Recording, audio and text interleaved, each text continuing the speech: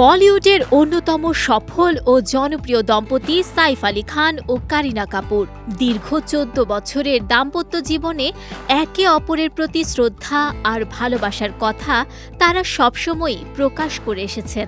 তবে এবার স্ত্রী কারিনার দীর্ঘদিনের এক আক্ষেপের বিপরীতে দাঁড়িয়ে যেন একেবারে ভিন্ন সুর ধরলেন নবাব সাইফ।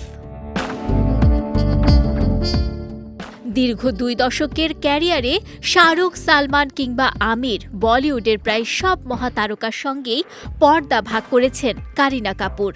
তবে পারিশ্রমিক বৈষম্য নিয়ে বরাবরই আক্ষেপ রয়েছে এই বলিউড দিভার। কারিনার দাবি ৩ খানের সমান তো দূরে থাক, এমনকি স্বামী সাইফ আলী খানের সমপরিমাণ পারিশ্রমিকও নাকি পান না তিনি। আর সম্প্রতি স্ত্রীর এমন খোলামেলা দাবির প্রেক্ষিতেই এবার মুখ খুলেছেন সাইফ। তার মতে পারিশ্রমিকের বিষয়টি নারী বা পুরুষের উপর নয়, বরং পুরোপুরি বক্স অফিসের উপর নির্ভরশীল।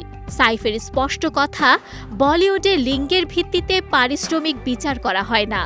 তারাই বেশি পারিশ্রমিক পান যারা বক্স অফিসে ব্যবসা এনে দিতে পারেন এবং প্রেক্ষাগৃহে দর্শক টানতে সক্ষম হন।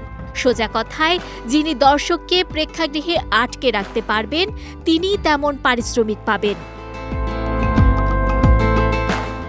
সাইফের এমন মন্তব্যের পর সামাজিক যোগাযোগ মাধ্যমে শুরু হয়েছে জোর চর্চা।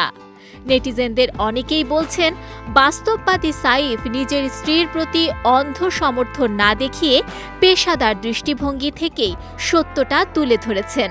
তবে এই বিষয়ে কারিনা কাপুরের পক্ষ থেকে এখনও নতুন কোনো প্রতিক্রিয়া পাওয়া যায়নি।